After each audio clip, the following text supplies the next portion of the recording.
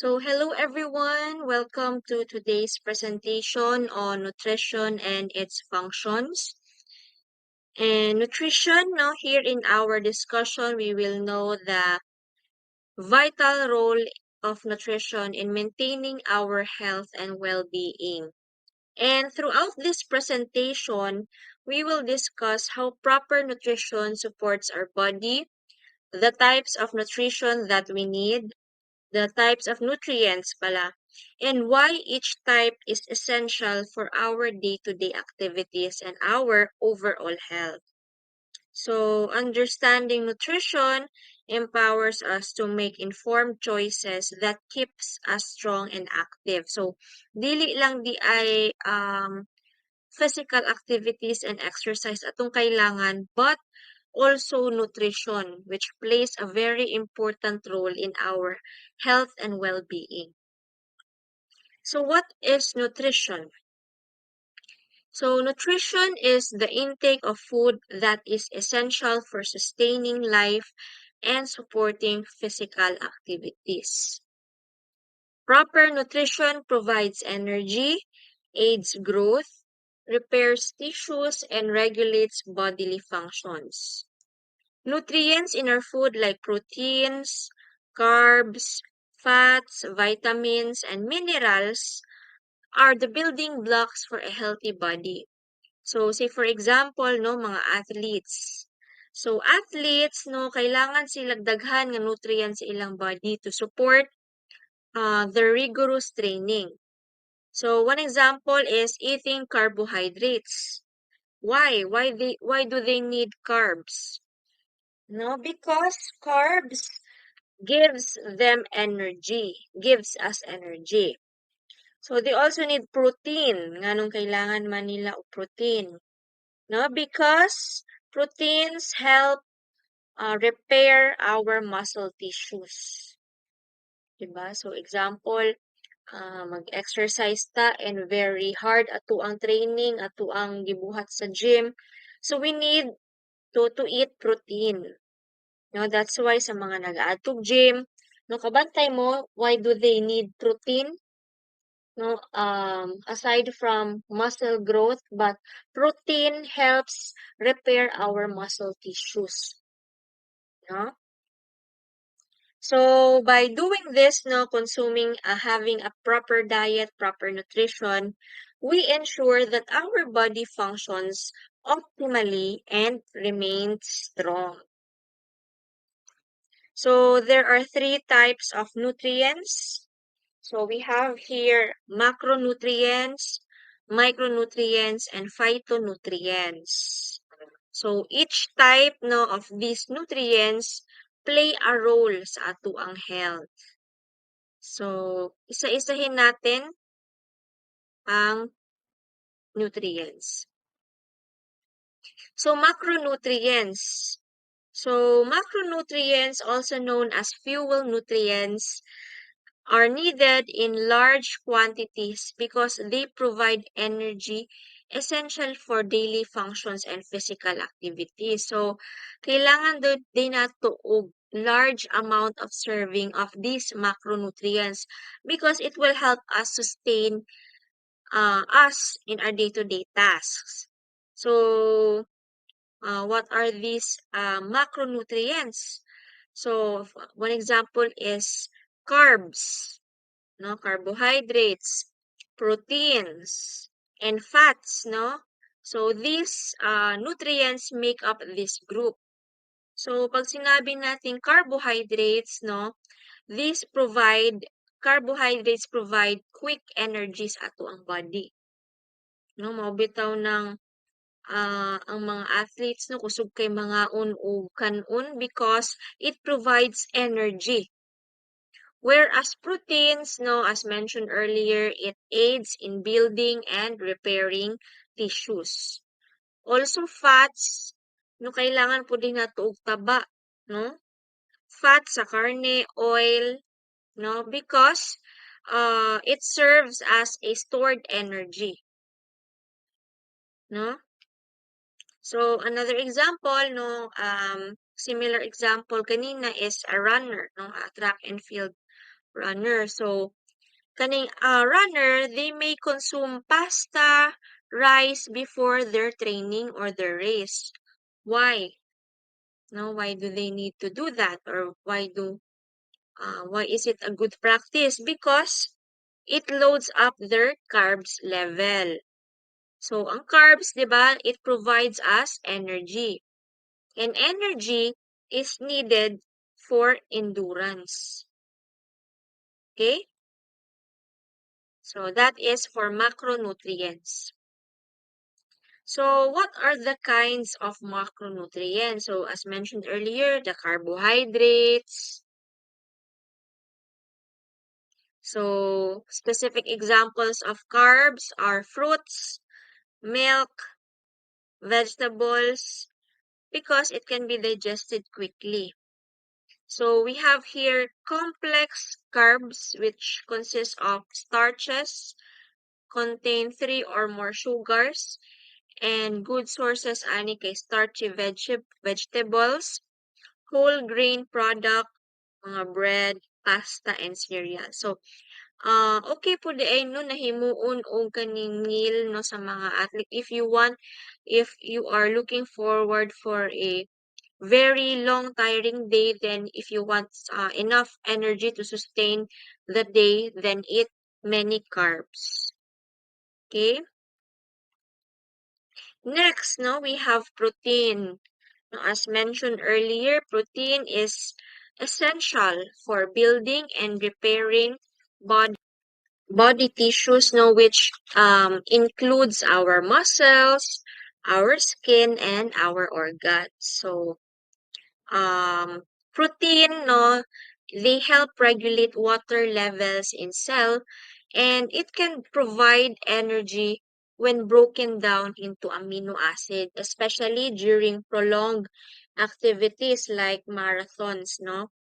And also, proteins, no, are categorized into complete and incomplete types.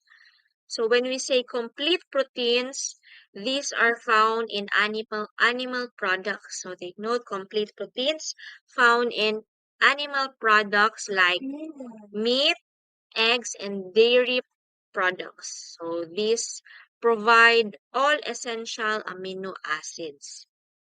So in contrast, no, incomplete proteins found in plant, beans, nuts, lack one or more essential amino acid, but it can be combined for a complete source.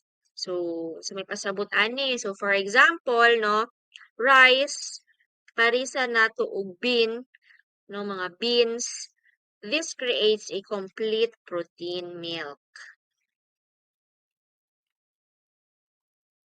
So ayan no, as mentioned earlier. So ayan, proteins. And the next is fats.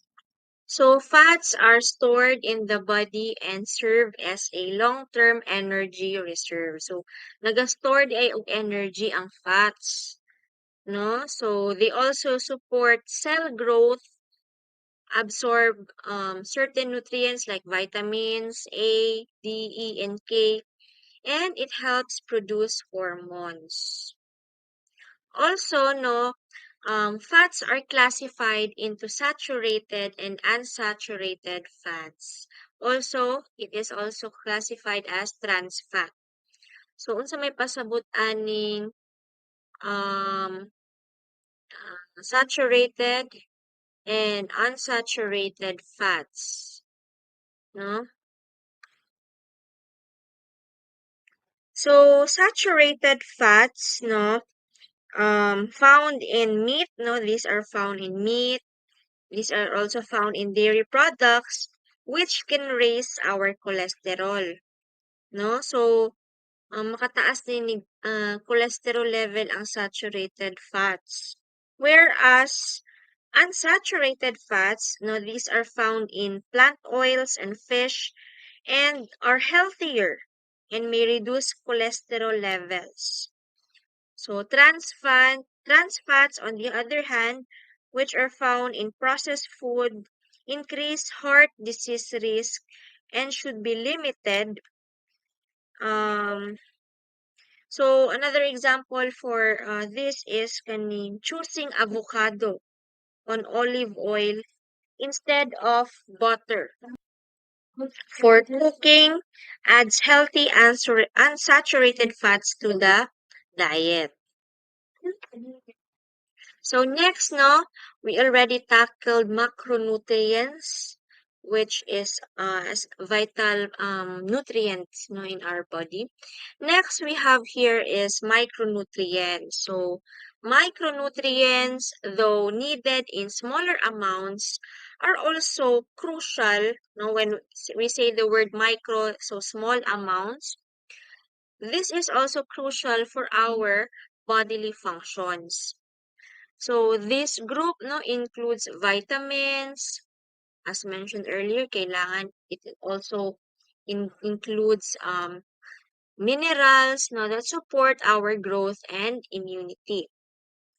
So for example, no calcium intake, no para asa maning calcium, no so kung makita ninyo sa mga TV ads ang calcium na ay mga ano like milk, 'di ba? Anlin para asa man ang calcium to strengthen our bones.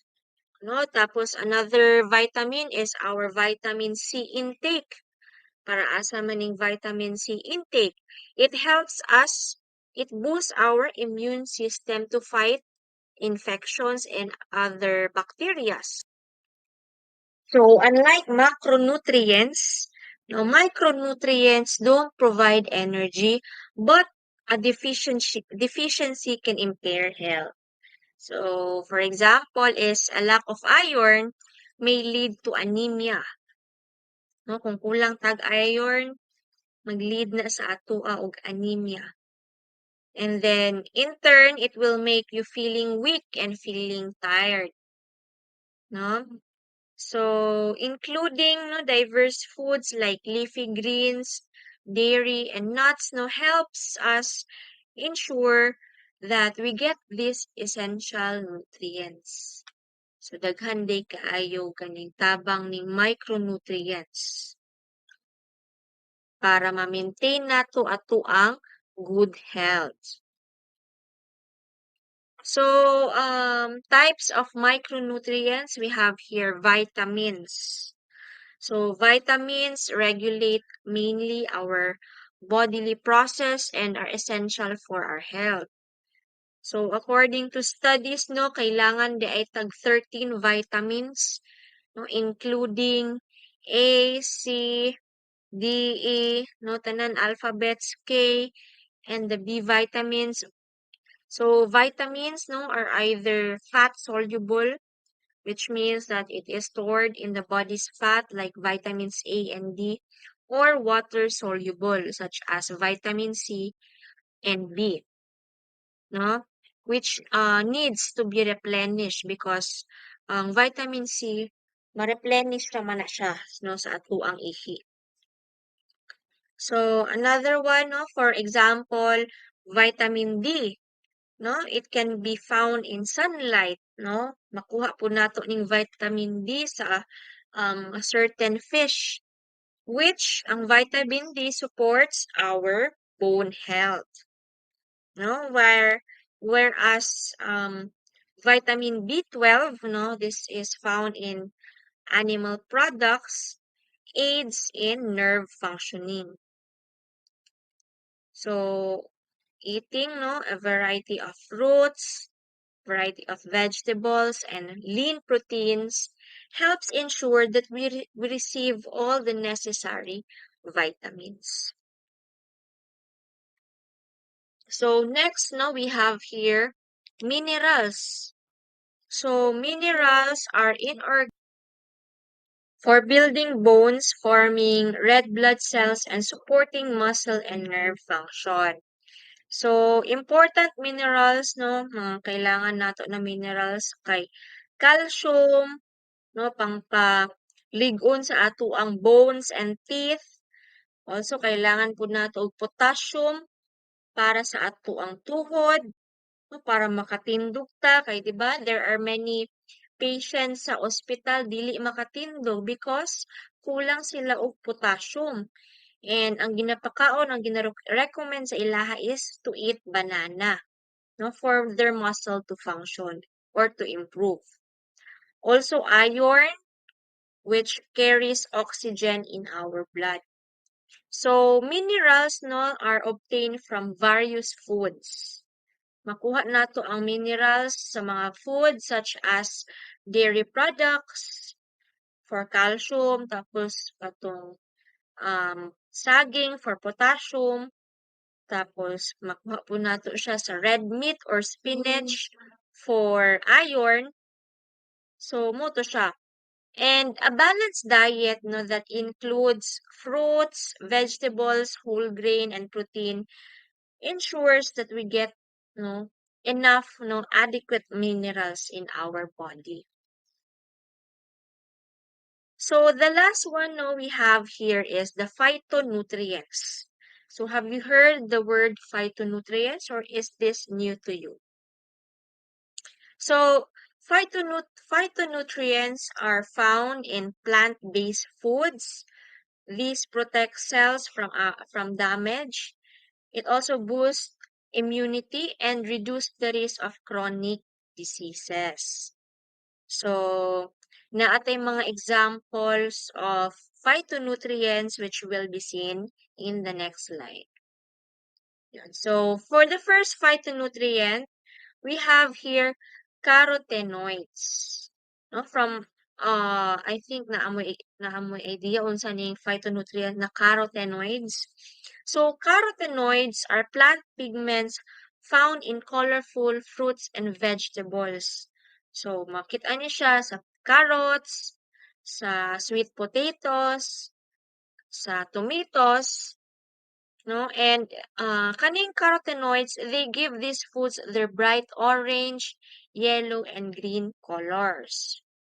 So these fruits and vegetables, no, are great for eye health and may help protect against certain cancers.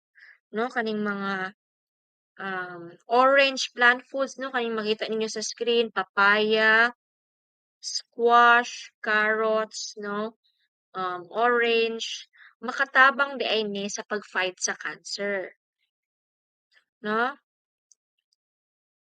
So, the next one is phytonutrient. So, flavonoids. So, flavonoids are found in foods like berries, apple, tea, dark chocolate, and onions. So they have strong antioxidant properties, which means that they help fight off harmful molecules called free radicals, no, that can damage our cells. So flavonoids are also known for reducing inflammation. It also improves our heart health, and it also supports our immune system. No? So, bali mura siya detox, no? It is an anti-cancer, antioxidant, and anti-inflammatory. No? Next, we have resveratrol. No? So, resveratrol is found in the skin of red and purple grapes. So, blueberries also apil pod sa peanuts and red wine. So, unsa man ning resveratrol? So, this phytonutrient has an anti-aging property and helps protect the heart. No, so it is believed to support brain health and yes, no, reduce the risk of having heart diseases.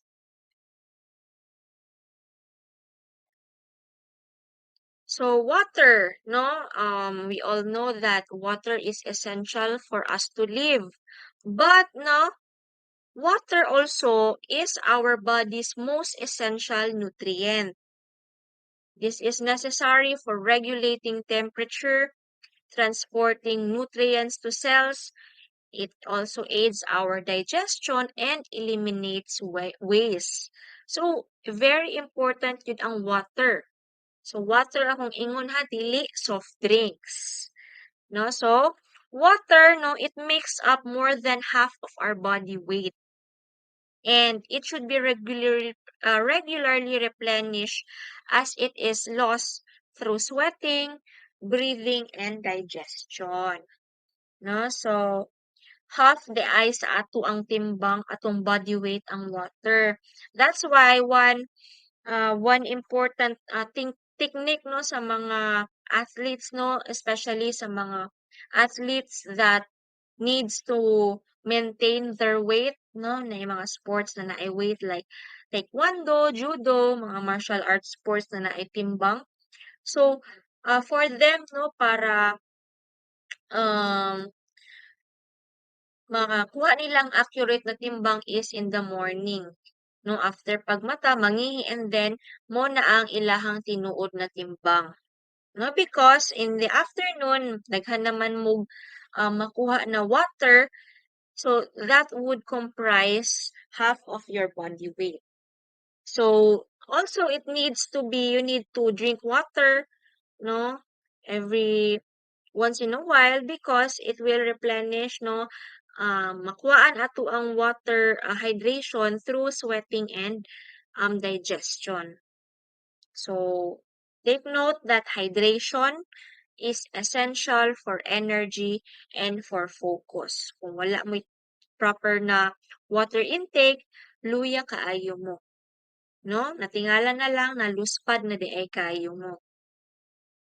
And dehydration can lead to fatigue and confusion. So, kung ma-dehydrate mo, so you cannot learn, you cannot acquire lessons, so you cannot acquire knowledge no sa inyong brain kay you are confused, no?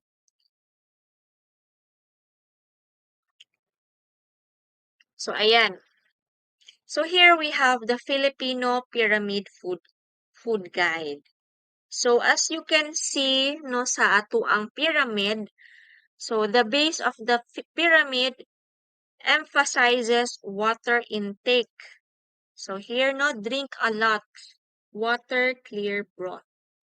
So water is very essential for keeping our bodies hydrated, helping with digestion and transporting nutrients. So clear broth is also included no as a hydrating option through water is more preferred for regular consumption. So here no sa second layer you can see rice, root crops, corn, noodles, bread, and cereal. So eat most.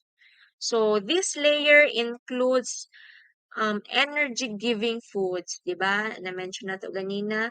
Mga carbs, they give energy, no? So in Filipino cuisine, rice is staple, which provides carbs and uh, energy, no? So foods in this category should be consumed in the largest quantities as they fuel our daily activities. So next here we have the third layer. So the third layer encourages us to eat more. Eat more what? So eat more vegetables, green salads, fruits, or juices. No? So vegetables and fruits support the immune system, it aids our digestion, and helps prevent illnesses. So eating a variety of colorful vegetables and fruits is ideal. So next, no, here in the fourth layer, we have um, fish, poultry, dry beans, nuts, egg, lean meats, and low-fat dairy. So it says here, eat some. So some lang di ay dili day kaayo daghan mo kaunon ani. So these foods provide protein, which is essential for muscle building and repair. And they also include important minerals like iron and calcium. And kaning fish, poultry, beans, eggs, and nuts are good sources of protein, while low-fat dairy products offer calcium for strong bones. These foods should be eaten in moderate amounts. So next, the top layer. So it says here, eat a little of fat, oil, sugar, and salt. Okay, so sa mga hilig kaayo og chocolate, hilig og tamis, hilig og parat, it says here in our Filipino Pyramid Food Guide to eat only a little, no? So while small amounts of fats are necessary, no, for our energy and absorbing certain vitamins, no, um, it can lead to health issues, no, like obesity and heart diseases. Sugary and salty foods should be also limited, no, because they can lead to health problems like high blood pressure and taas og risk of diabetes. So here, no, as you can see, the pyramid, no, our Filipino Pyramid Food Guide is structured to show that the foods at the bottom should be consumed most often. So here, makita nato, kailangan daghan kaayo tag mainom na water. While those at the top should be eaten the least, which are fats, oil, sugar, and salt.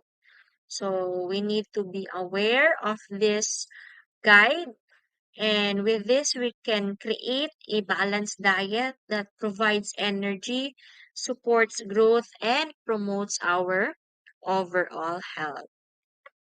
So I think that would be all for lesson 2. Thank you for listening.